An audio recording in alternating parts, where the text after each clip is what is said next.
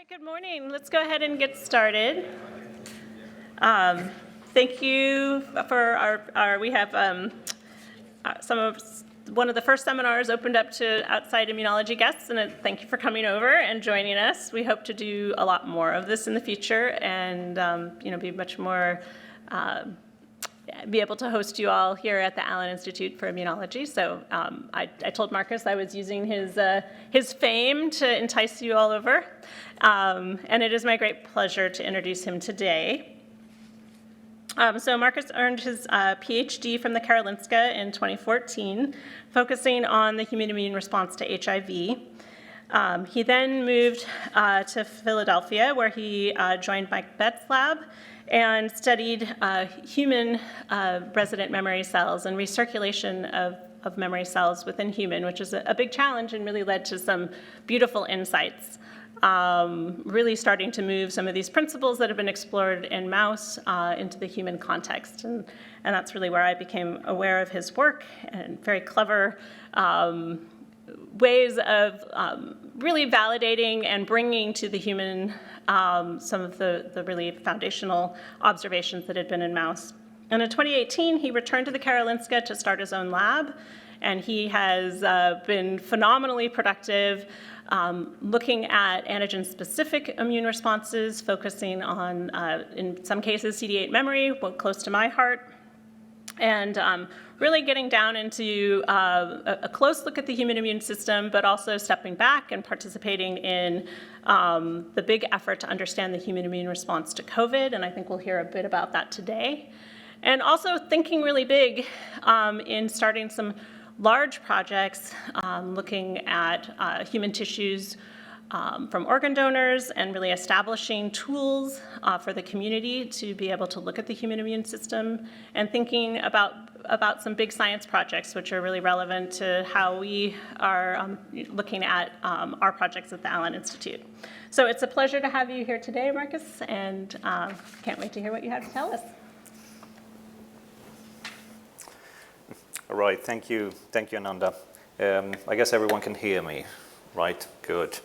First of all, thank you very much for inviting me to come all the way here. If it sounds like I've been drinking the entire night, it's not because I have. It's because I'm 9 hours jet lagged. But hopefully I'm going to be able to manage this through. It's good that you put me on an early spot in the morning, not late in the evening. Then this would have been a tragedy of some type. Okay, what I'm going to talk about today is on human T cells, human circulating and resident memory T cells in health and viral disease. This part is going to be divided into two different parts. One is going to be on human cytotoxic CD8 positive T cells, how we think about these cells. It might sound a little bit weird to call cytotoxic CD8s. They are cytotoxic, but we're going to show some data, particularly on humans, how these cells are potentially regulated, where they're located in the human body. And then I'm also going to talk a little bit about work that we have been doing quite recently on SARS-CoV-2 and some interesting insights into mRNA vaccination, how it kind of shapes these responses as well. So the first part is, like I said, it's going to be more in the CD8 positive T cell biology. And like you probably understand with this picture, the work that I've been doing and what Ananda was saying before is mostly work on different type of viruses. I've been doing a lot of work on HIV, SARS-CoV-2, but to be honest, what we're trying to do is to understand and get a better picture of the full complexity of T cells, which are recognizing these cells, and particularly in tissues, because that's where these viruses are affecting the humans. And CD8s in general are critical to maintain viral control and eradicate infections. And just like every one of you most likely know in here, the most classical feature of these cells is that they can then recognize through their T cell receptor an antigen, and then they release perfinogens and granzymes, which then can lead to cell death or apoptosis of the target cell. And in humans, it's quite easy actually to stain for these cells. You can use perfin versus granzyme B antibodies by flow to distinguish these cells. But as you can very nicely see here, it's not so that they're uniformly or cytotoxic. It's because there is diversity within the memory CD8 positive T cell compartment.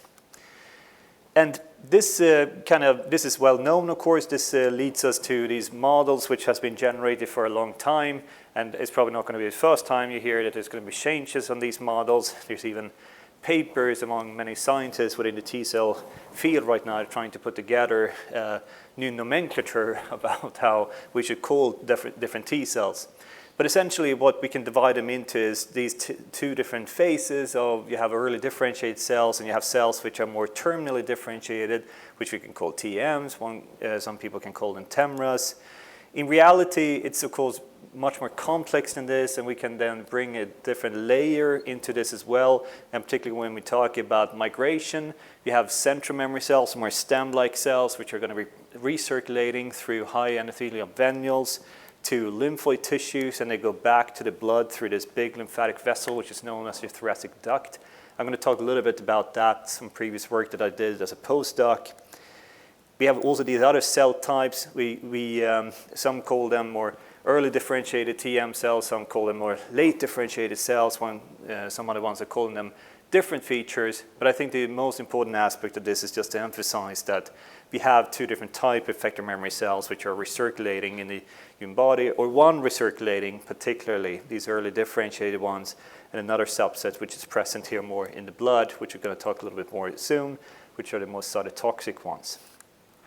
And then we have these favorite cells that I know that Ananda and a lot of other people are working on, that has been inspiring a lot of the work that I've been doing for at least until COVID came around. I thought that this was going to be the focus on most of my research, but it turned out not to be because of the pandemic.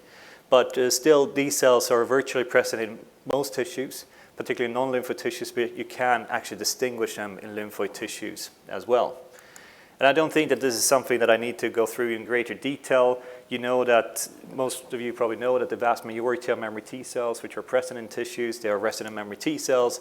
And what is different between these versus the cells which are, for example, in the blood, are the fact that these cells do not circulate back to the blood. They stay in tissues during steady state. They have unique characteristics and functions. There is even different differentiation landscapes. They might adapt to different tissues and to different antigens. Going to come into that a little bit later on when we talk about some of the human organ donor work that we have been doing. In humans, it's also tricky to identify them. Most of them are CCR7 negative, CD69 positive. Some of them are CD13 positive as well. It's not perfect markers, but it's the best they are, at least, usually when we study them. And the reasoning for that, and particularly when it comes to CD69, even if it's an activation marker, it is the functional marker which really downregulates S1PR1, which is the egress receptors that prevents T cells from leaving tissues. Is this of importance to study tissue-resident cells in humans? I think it is. There's a lot of data, of course, in mice where you can draw linkages to control, for example, infections. But this is another type of context, but I think it's interesting just to show that to you so that you understand how we can study something. And just because you don't find something in the blood doesn't necessarily mean that it doesn't exist. This is a study that we did during the pandemic, 2021, where we basically looked into pre-pandemic blood samples and tonsil samples. And we were then stimulating these cells with SARS-CoV-2 peptides against spike and also other antigens. And in contrast, and this is matched blood and tonsil sample, in contrast to what you find in blood, where you basically don't find any immune responses here, we could actually find cross-reactive cells which are present within the tonsil. And you can find these responses in about 1/3 of all donors, and it's true, they're really in the frequencies against spike, nucleic capsid, membrane envelope, even for EBV, not so much for CMV, they're usually higher at that site. And the reasoning for that, again, comes down to this point that it seems to be that many of these cells, they have these tissue-resident features, at least are expressing these markers that we usually identify them with. So that means that like I said before, just because you don't necessarily find something in the blood, doesn't necessarily mean that it's not there. And I think it's a challenge that we have to think about when we do studies, and particularly when we do studies, when we study T cells in vaccine responses. But this was not the first study that we conducted. This is some of the work that I did as a postdoc when I was at UPenn before. So essentially back already in 2015, we started to do work on tissue-resident cells, and particularly in lymphoid organs.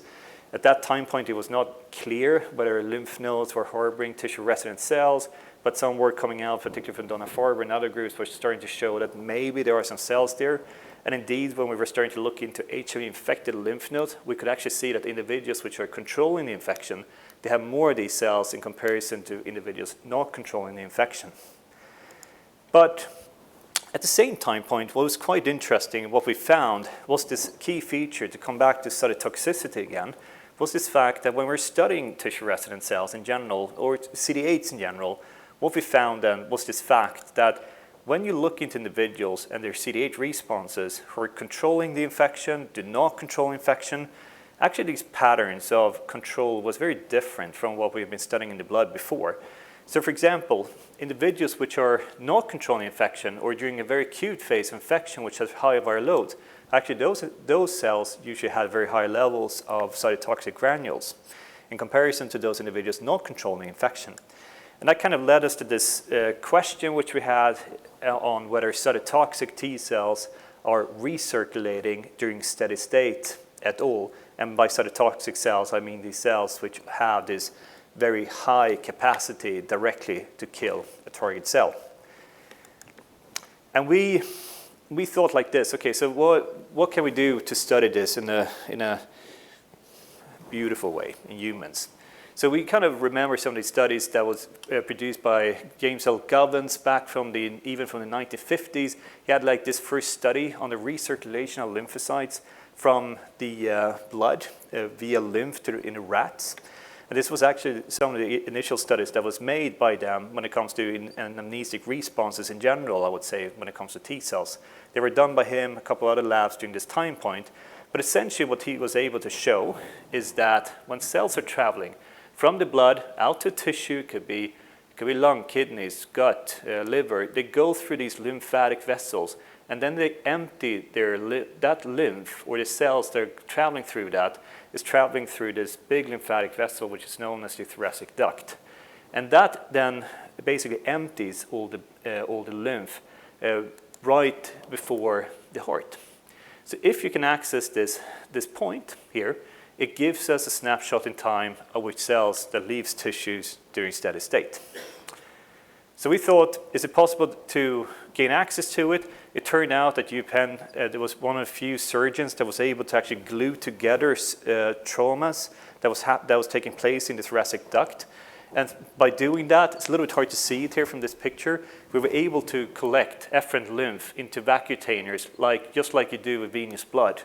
And just to do a comparison with this, it almost looks like apple juice. And apple juice, I don't know if it's a Swedish thing or not, but sometimes apple juice can look a little more cloudy like this, and sometimes it's more clear. And the same thing is actually true for lymph as well. So if you've been eating a lot of fat, it's going to look a little more cloudy like this. And the reason for that is because fat is also absorbed and transported to the blood via the lymphatic vessel. So sometimes when we got these samples, you could actually judge a person should not have been eating before, but you could actually very easily see if someone had been eating a fatty diet before we got these samples. So that was great. It gave us an opportunity to study this snapshot in time, basically, of cells which are leaving tissues at steady state. And initially what we did, this was a time before everyone did single cell sequencing. We conducted a bigger flow panel, and essentially what we could see is something similar to what other people have seen before. This is not something that's very surprising, and that is the fact that if you look into blood, you're going to have a lot of neutrophils which are of course present in there, but you have very few of them which are present in your thoracic duct lymph. That means all the neutrophils which are present in blood are coming from bone marrow, and when they go out to tissues, usually they die. They don't recirculate round like T cells do, which you do find to a very high degree in the thoracic duct lymph. But what was interesting when we started to study this in more detail, and this is a big story, which I don't have time to go through in greater detail, essentially what we found is the fact that when you do a comparison of perforin and granzyme B, the same markers that we stained for before I was showing in one of the earlier pictures, you can see in the blood versus thoracic duct lymph that you have much fewer of these cells which are present here. And you can stain for different memory subsets, because some people are saying that it's fewer TEMRA cells or TM cells, that's the reason. It's not really. Even if you gate on those cells, which should have cytotoxic molecules, they're not present there. So cytotoxic T cells are present to a less degree in thoracic duct lymph and are retained in the blood.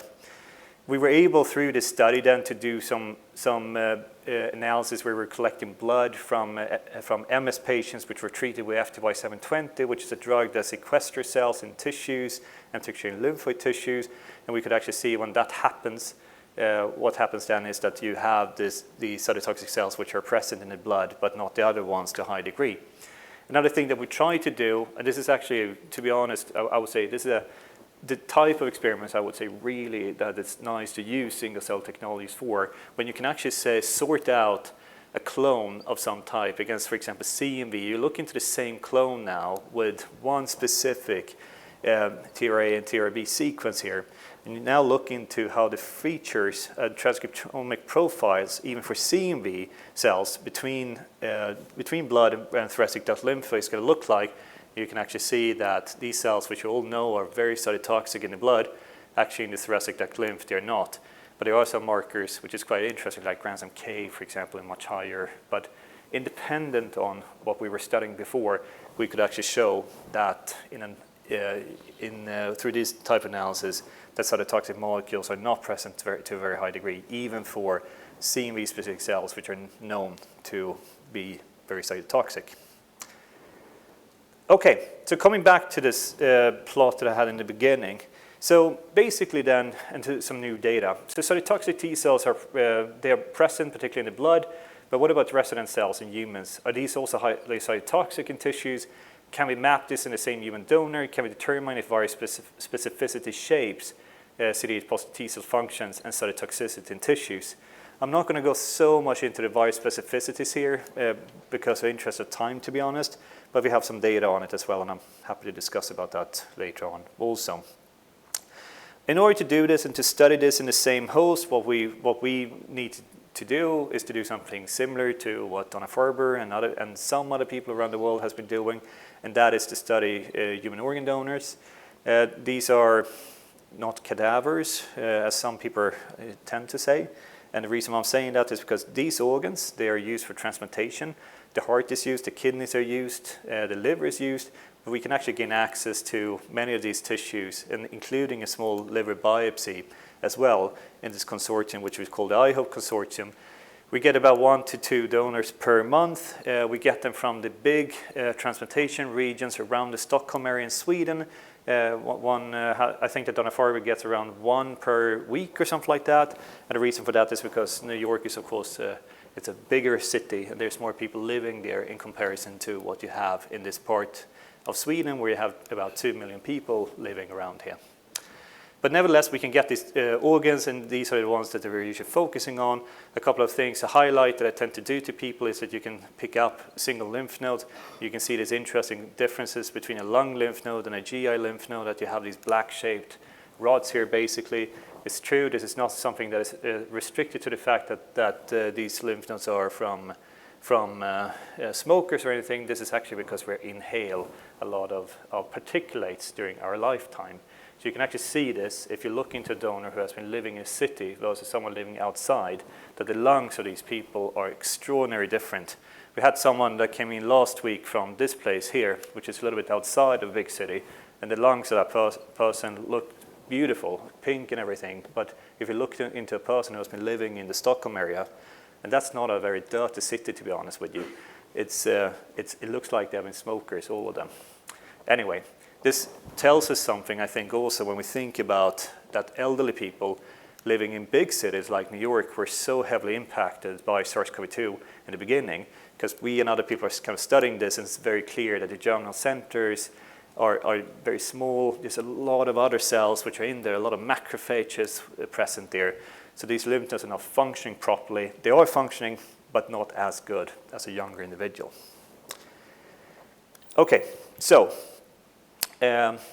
with these analyses, or with these tissues, of course, what we can do is different type of analysis, similar to what Donna and other people have done before. these data I'm showing here is not something that is very striking or so. This is very similar to what other people have shown before. This is just to emphasize that the cohort and the samples that we're using, they're working in a sense that we can identify cells with a tissue-resident phenotype to a very high degree. If you look into the gut regions, there's a lot of interesting features there with these cells. They tend to express a lot of regulatory functions, things like that I'm not going to have time to go into today. And it differs also depending on where you look into the gut as well. We just look at the gut, basically. This is going to be both the epithelial layers, but it's also going to be a little bit the layers which are under there as well. But independent of that, if you then continue and you come back to this point about cytotoxicity, what we find is that if you look into blood versus all these other tissues, again, perforin versus granzyme B, you find lower perforin and granzyme B co-expression by memory T cells in human tissues. If you even look into a tissue and you include more of the granzymes, so serine proteases, and also another pore-forming unit like granulyzing, and you do a comparison between blood and tonsils, which is a very activated organ, you start to see actually this pattern that even here it's very low levels of granulyzing and perforin. They do have some of the other granzymes though, I will say that, and we're going to show some data soon on that. We still don't really understand what some of these other granzymes are, honestly, what they're fully doing. I guess that there are a lot of data on it when it comes to pro-inflammatory responses. Granzyme A, for example, can cleave different substrates of IL-1 beta, probably promote pro-inflammatory responses, but there is some reasons to believe that maybe a lot of these granzymes are not involved only in killing. And this is just summarizing it in a heat map, and basically what you can see then is that if you look across for all the different granzymes, pore-forming units across these tissues, you do find that the levels are highest in the blood, except for maybe tonsils where you have these very high levels of granzyme K, for instance.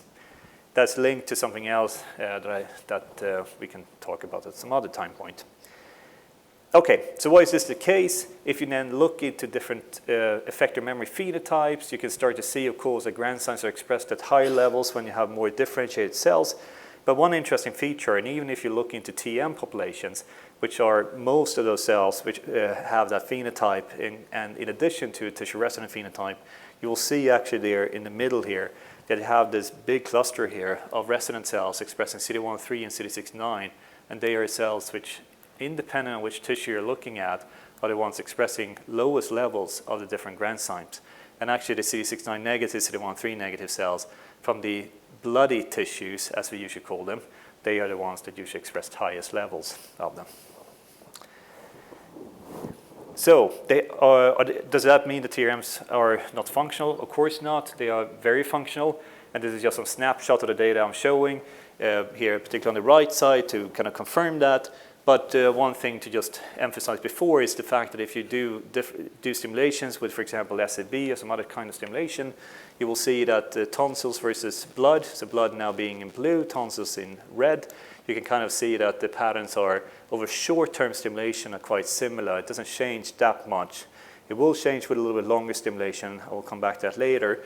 But clearly it's so that tonsil cells, however, they are indeed, when we talk about memory cells specifically, they have the capacity, of course, to produce IL-2. It's interesting, they even degranulate better, even if they're not cytotoxic per se to the same degree. And that's probably linked to they're releasing a lot of other chemokines instead that we are trying to look a little more into right now. So what might regulate this? I mean, there's so many different targets, of course. But one thing that we thought was interesting is this fact that, of course, TGF-beta is a driver of CD103 expression, but it's also a marker that usually has been linked, even if it's a very pleiotropic effect, it seems to be present, so that the effect of it is linked to reduced inflammatory responses. So we're checking this in our system, a very simple system. You take tonsil cells, you do a CTV staining, you SAB stimulate them for 4 days, and you can then look in the top graph what happens with CD103 and perforin expression. If you just have medium here over time when they start to divide, you can kind of see that CD103 expression seems to almost be going down with time, perforin tends to go up, but you can see with TGF-beta that you kind of block almost perforin expression, but you get this rapid induction of CD103. So it seems to be that TGF-beta has a role where it can downregulate or particularly regulate That at steady state, you can see that it goes up like I was just showing, and it shows some different effects by the different granzymes as well. Can you contract this somehow? You can, because of course, when it comes to resident cells, it's not so that they're not cytotoxic at all. If they get the right stimuli, I certainly believe that they can become cytotoxic. And indeed, a couple of these other markers or molecules that are important for T inflammation, such as IL-15, seems to be partly overriding this. And you can see that if you stimulate them with quite high doses of IL-15, you can actually induce then you can induce a pretty good granzyme B and granzyme H level, some high levels of perfin as well, if you combine them or if you just have IL-15 by itself. But again, this is 18-hour stimulation. This means that they need to start to proliferate. They need to start to upregulate these as a factor of that they go through cell division. Finally, this is the point I was trying to make before. We talked about all these serum proteases, such as granzyme A, H, K, and M. Do they play a role in killing after activation of memory T cells and tissues at all? Humans, this is quite a tricky thing to do, particularly because you need to do it in primary cells. But what we've been able to do is to knock out the different granzymes. After that, we stimulate the cells, we kind of prime them. And what you can see is that you get very good efficacy of the knockout. Then afterwards, you have a TCR knockout of 90%. Granzyme A, B is up to 90%. And some of them are a little bit lower, but in general, the efficacy of our knockouts are good. Then what we do is a redirected killing experiment. So basically what we do is that we co-culture these cells, which are knockout cells, together with targets, which is, for instance, PF15 cells. You culture them together, very short time to measure the killing capacity. And what you can see is that the killing capacity goes down, particularly with the TCR here, very rapidly, but it also goes down with granzyme B and periphery knockouts. So that really means that all the other ones, they might play a role, but at least it doesn't seem to have substantial roles for when it comes to killing capacity when we are screening them in this specific system. Okay, so the summary part one is that cytotoxic molecules are merely expressed as steady state by terminal effector memory CD8s in peripheral blood. Cytotoxic molecule expression is suppressed in TRM CD8 positive T cells and tissues during steady state, and this is partially mediated by TGF-beta, potentially also other factors that we don't know about. IL-15 and several rounds of proliferation, however, can contract this barrier because either perfin and granzyme B mediated cytotoxic functions on memory T cells and tissues, just like we would assume would be the same in blood here, are important for the killing mechanisms. But it means that cytotoxicity is shaped somehow by location, and we can see its tendencies also that different virus specificities have differences here as well. But it seems to be a fine-tuning regulation by the environment, environmental cues that are fine-tuning effector functions during resting and activated states, and that's something that we're trying to look a little more into in greater detail in my lab right now. Okay, so that's the first part.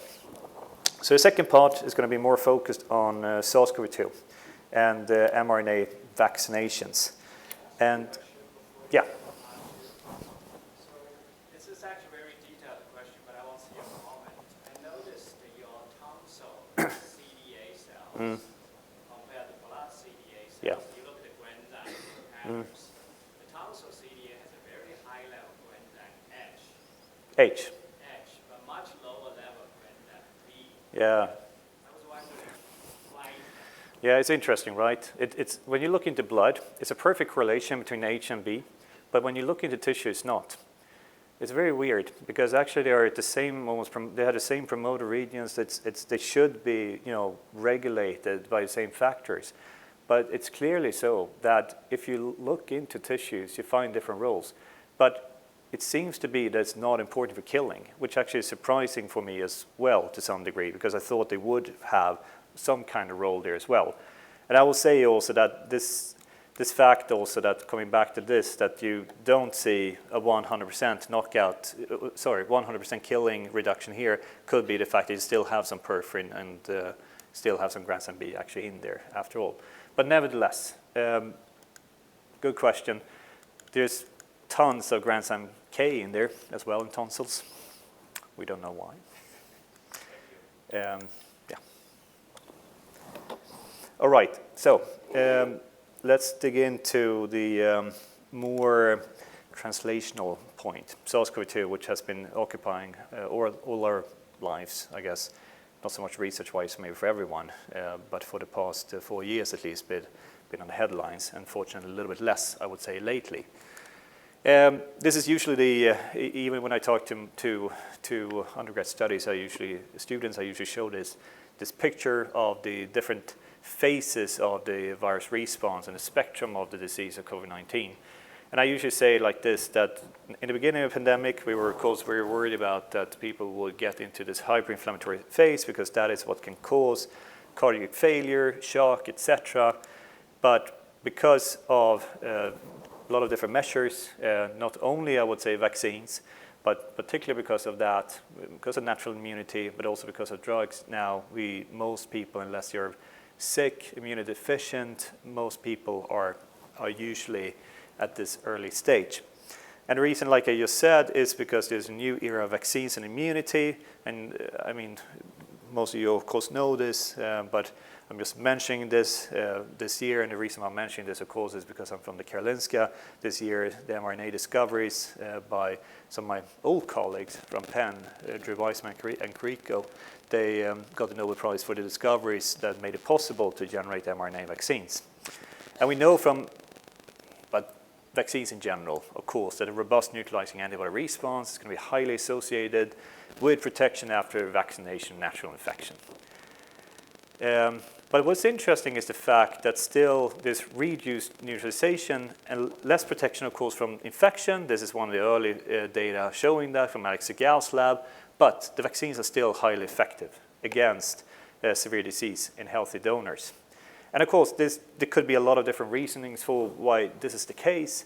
It doesn't have to be necessarily what I'm, of course, going to talk about. T cells could be non-neutralizing antibodies and other factors as well. But one thing, at least, that makes T cells, a hot candidate for this is this fact that T cells efficiently recognize these new variants. So this is data from our lab, first publication on it showing that if you stimulate cells with wild-type spike antigens versus Omicron variants, what you see is that the response is very similar. It's in vaccinated individuals, it's only a 9% reduction. It seems to be quite stable. An anecdote is that this paper, from the time when my people started to do these studies in the lab, it took them 1 month from the time they started the experiments until the paper was accepted. So that is, of course, something I'm saying, because this is not something that most people here should have to think about so much. But the problem, of course, when they have a lab which are getting out these papers and they get out papers with 1 month period in a good journal like Nature Medicine, is going to impact them as well. Nevertheless, the point about this is that this was, of course, replicated, not of course, but it was replicated in other studies as well. And recently we've been able to show as well that if you look into different cohorts of individuals, both that have been just vaccinated, non-infected, and infected, you can actually see also that against these very hyper-mutated variants like BA.2.86, you still have a very robust cross-recognition of T cells as well. So are these important, these responses? I think that there is a lot of studies which are implicating that, and there are more and more of them coming out now as we speak. This is just one of the studies I'm just emphasizing here from Miles Davenport's and Jennifer Junior's lab, showing that rapid T cell responses is closely linked to early control of SARS-CoV-2.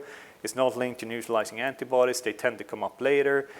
The same thing tends to be true also for CD4s, that it's coming up, but it's not really linked to this viral decay. Instead, what you can see if you do correlative analysis is that the decay is strongly correlated with a very rapid and strong CD8 response.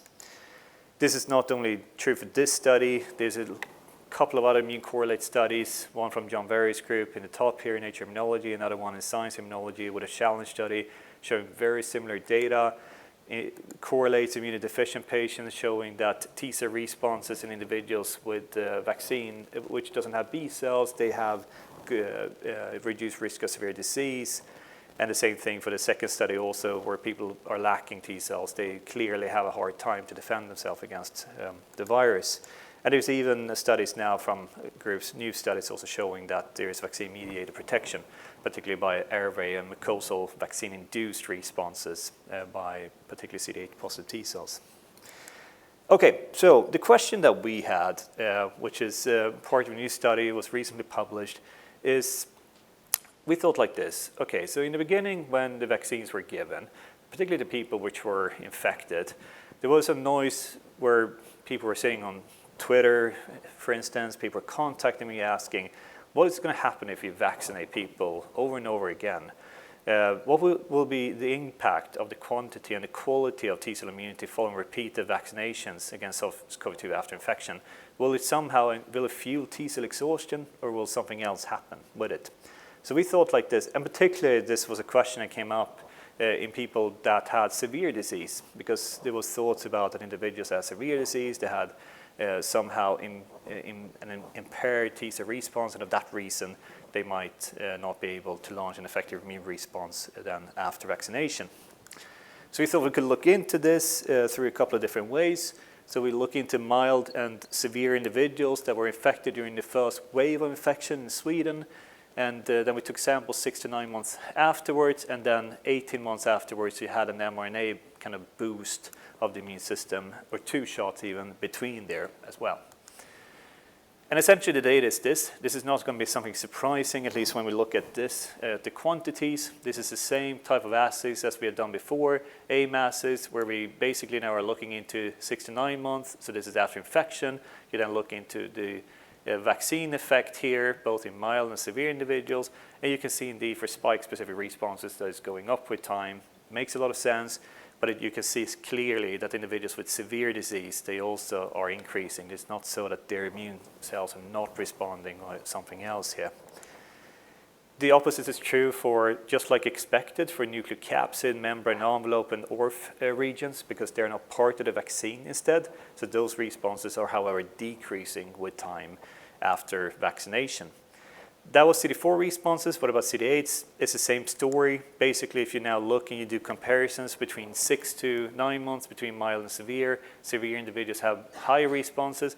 They're even more higher after vaccination, again implicating actually severe individuals definitely have no problem to launch these anamnesia kind of responses after you get a boost of the response.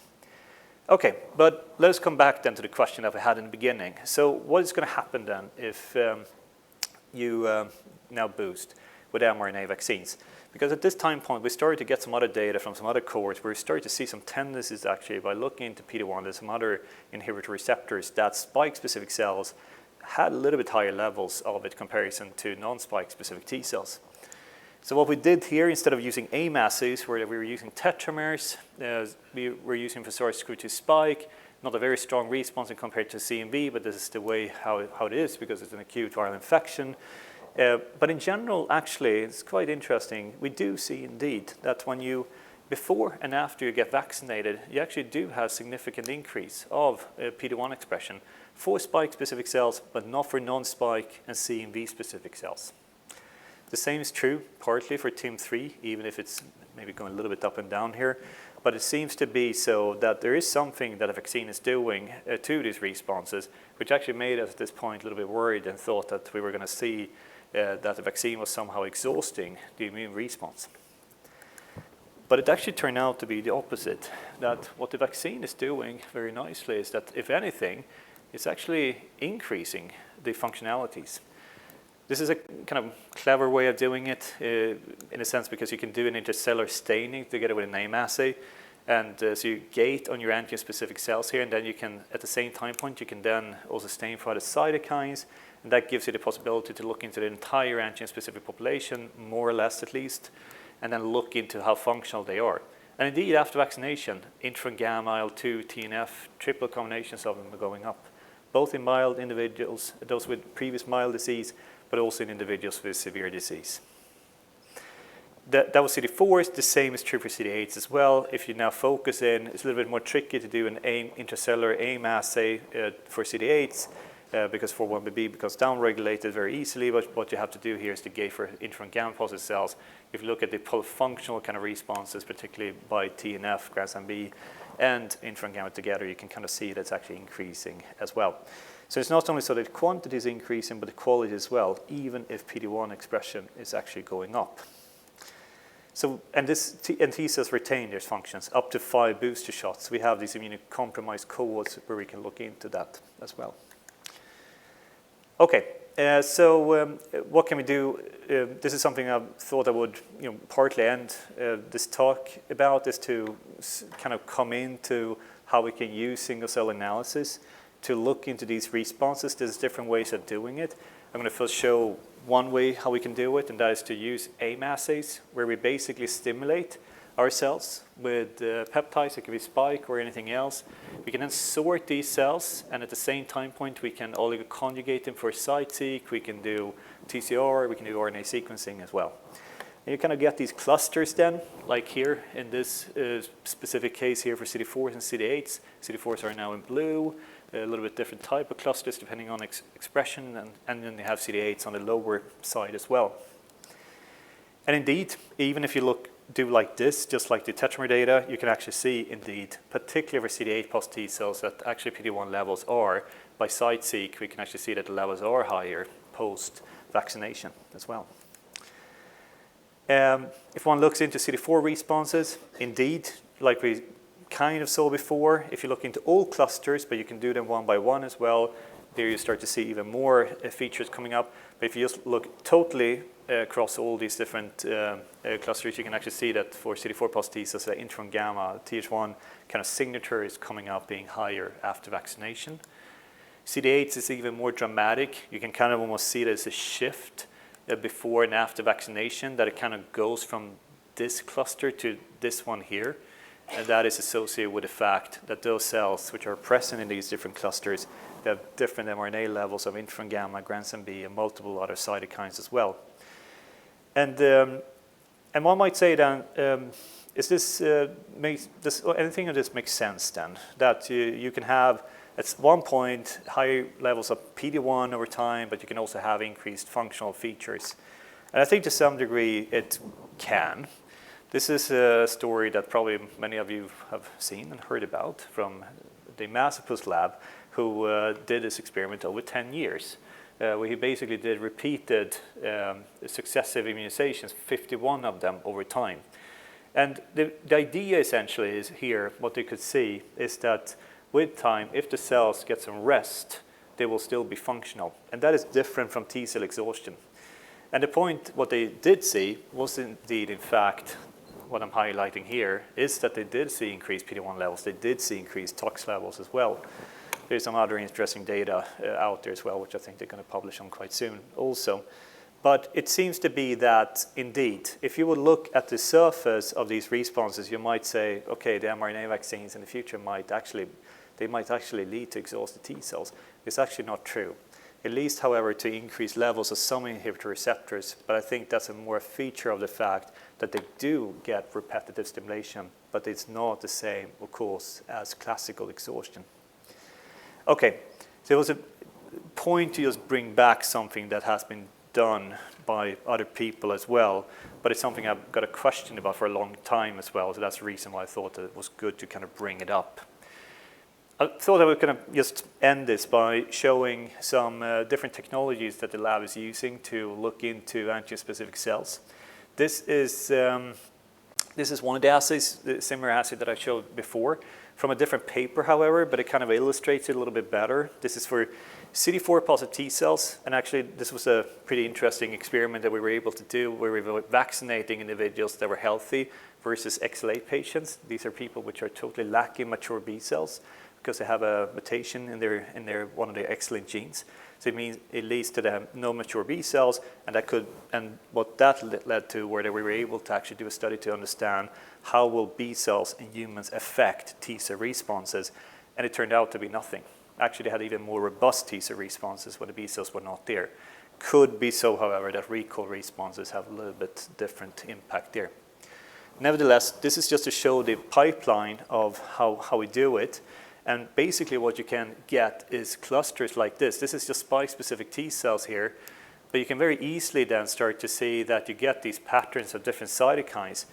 But it's not necessarily so easy always. I mean, you get the full, complete functional mRNA profile of antigen-specific T cells, but it's not only so that you have clusters, which is IL-2, Th1 here, Th17 here.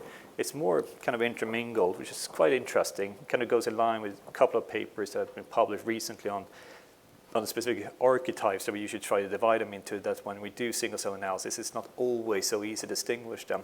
Sometimes it is, sometimes not, but it seems to be, at least if you look into very specific cells against the same antigen, it's not always so easy, but you can easily, at least with this platform, get a very nice function profile, both by CD4s, like I'm showing here, but you can actually get it for CD8s as well, because you're sorting out these AIM or antigen-specific cells based on activation markers. But another thing that we're working on quite a lot in the lab, and this is particularly in collaboration with Stine Reke Hardrup at the Denmark Technical University, are these new technologies which has been spearheaded by her lab, particularly using barcoded tetramers. So this is a technology, probably everyone is familiar with tetramers, but just to kind of recap on that, you need to have tetramers in order to identify antigen-specific cells of different flavors, different colors. But what you can do now is also that you can label them to a barcode and you just run them through the sequencers. And when we do that, we can then study T cells to a much higher breadth against specific epitopes. And this is essentially what we were able to do here. This is not restricted to only A2, it's not restricted to an antigen. This can be basically made for multiple different HLA molecules. We're working on MSC class 2 as well. But the interesting thing with this, of course, as well, is that we can now start to link it also with 10x approaches.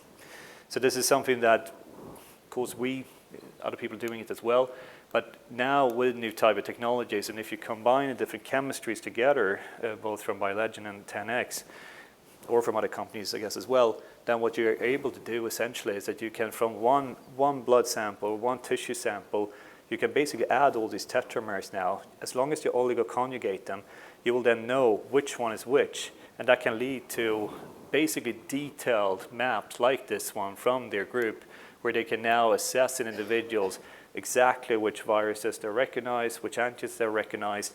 And this is, of course, something that we are trying to do now to give us a complete transcriptional TCR, even attack sequencing and protein profile of epitope-specific T cells across different HLA types in tissues, in aging, and different kind of disease conditions as well. All right, so summary of part 2 is that I think that this is something that most of you are probably aware of here, is that immunity is not a black or white kind of phenomenon. What I mean with that is the protection from disease is through different immune layers. Of course, antibodies are going to protect us very well, but it seems to be that there's other components, such as T cells, via their cross-recognition, that probably are important also for mediating protection from severe disease. So vaccination after infection also increases the magnitude and quality of T cell responses, and this seems to be despite increased PD-1 expression over time after mRNA vaccination. Probably one should call these PD-1 positive cells for something, non-exhausted PD-1 positive cells. I don't know, some clever name of some type.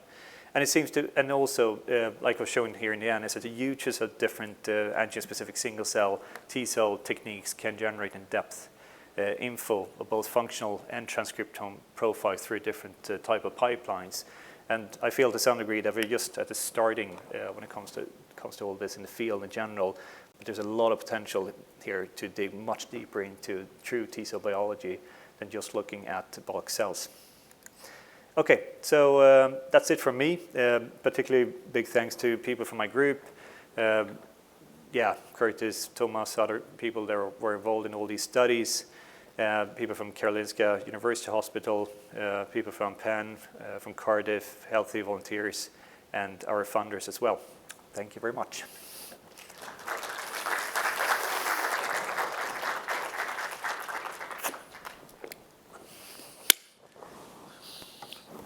So much. Any questions?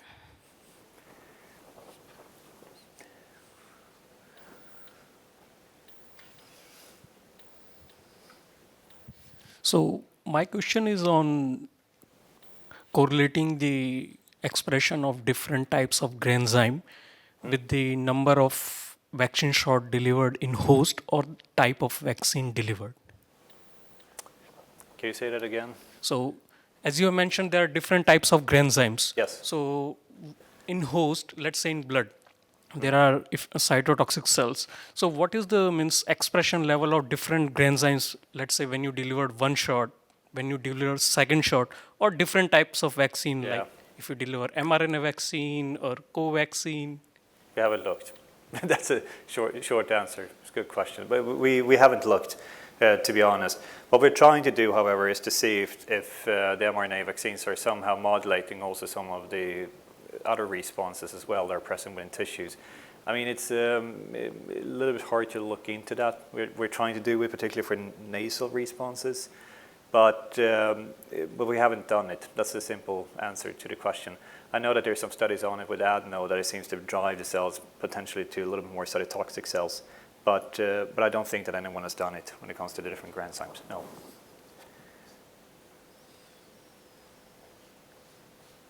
Marian. No.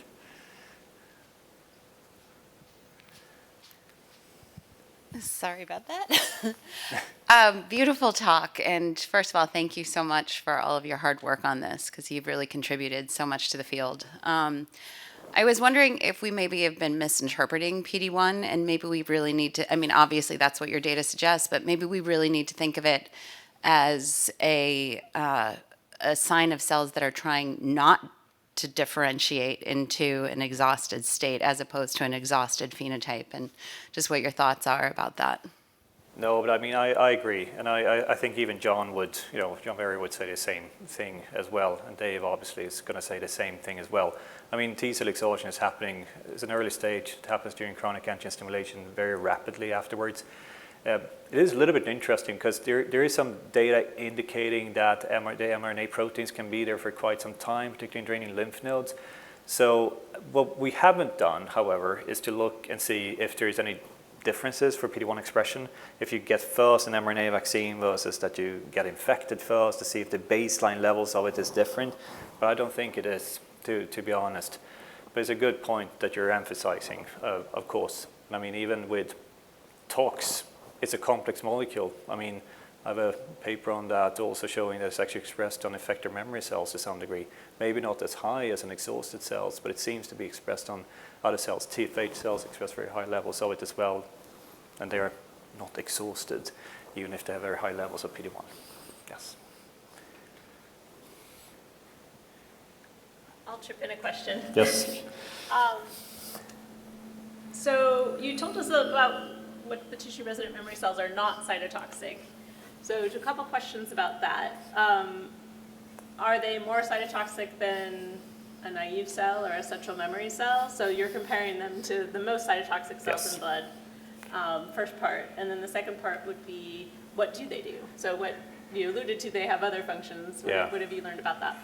Yes, good question. Yes, they are more cytotoxic than naive T cells.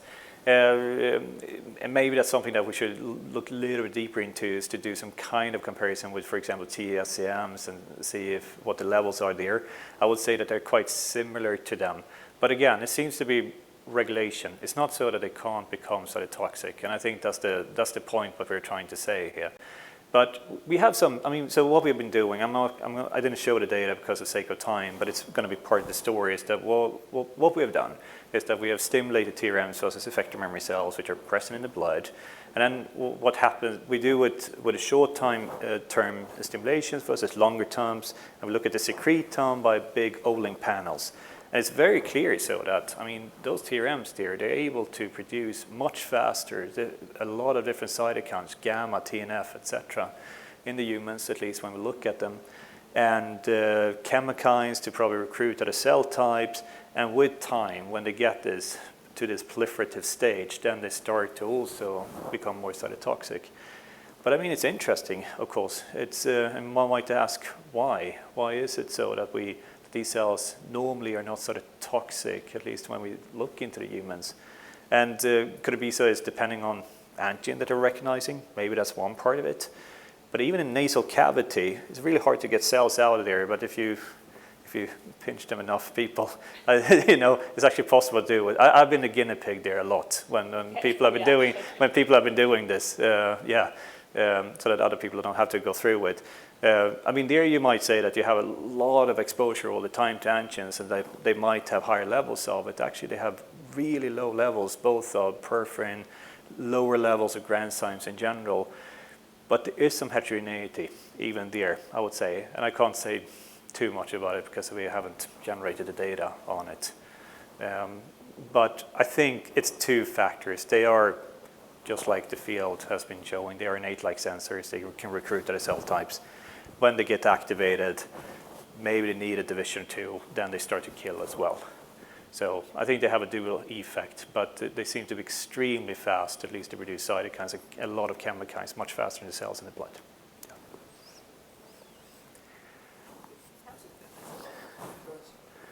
Has anyone looked at the injection sites of the mRNAs? Yeah. So I was just thinking if you ever have considered to look into how it looks at the injection site, because one potential risk with repeated injections could potentially be if you have a damage to the cells that now start to express the antigen, especially in the memory responses, and once or twice, but if we talk 4 times, 3 times, 5 times, should one you consider mean like that? We haven't looked, to be honest. I think partly because you're going to inject into different sites. Well, one of the things we're trying to do now is to study this in draining lymph nodes, like other people have done as well, to see how memory formed, how long it's present there, if those cells are going to be PD-1 positive, just like TFH cells are over time as well. But we don't have the data yet to answer that question, unfortunately. No. Oh, that one over here.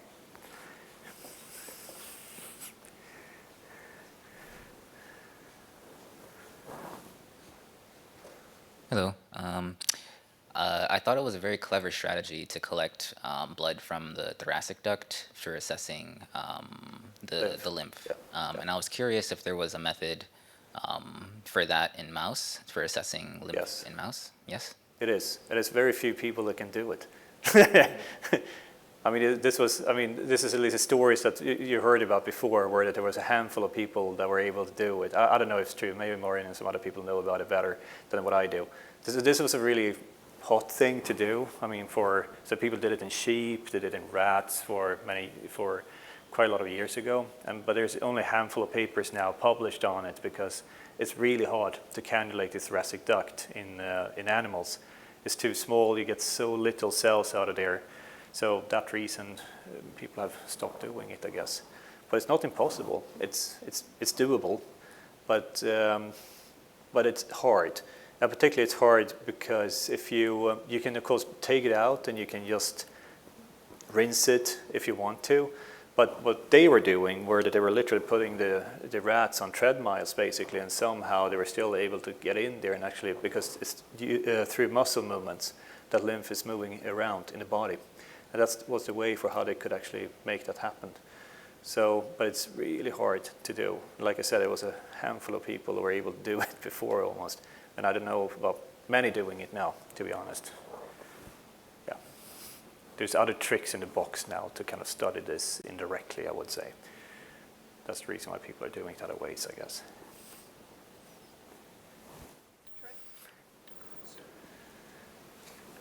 Marcus, terrific talk. So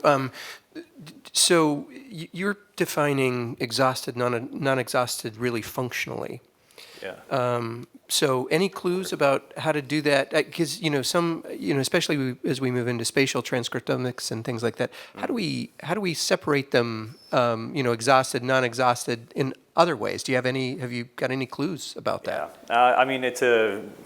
It's a good question. It's hard, of course. I mean, what you can always do is to add more markers to there. And I mean, you have different states of exhaustion.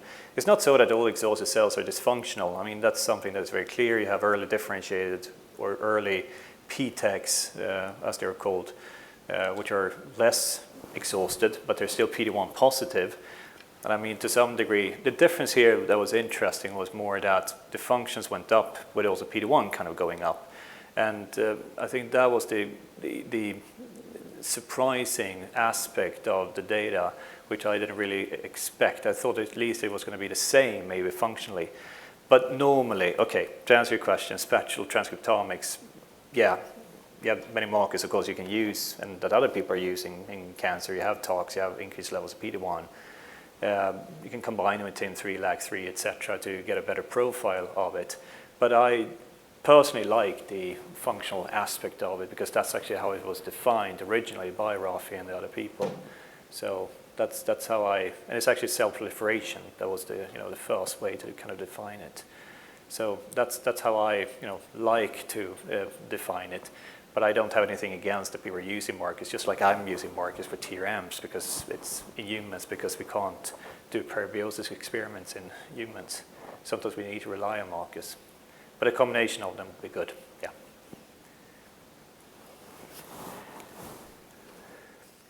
I'll ask one more for the sake of discussion. So kind of riffing off of this idea of 2 different vaccines or stimulations give you a different granzyme profile.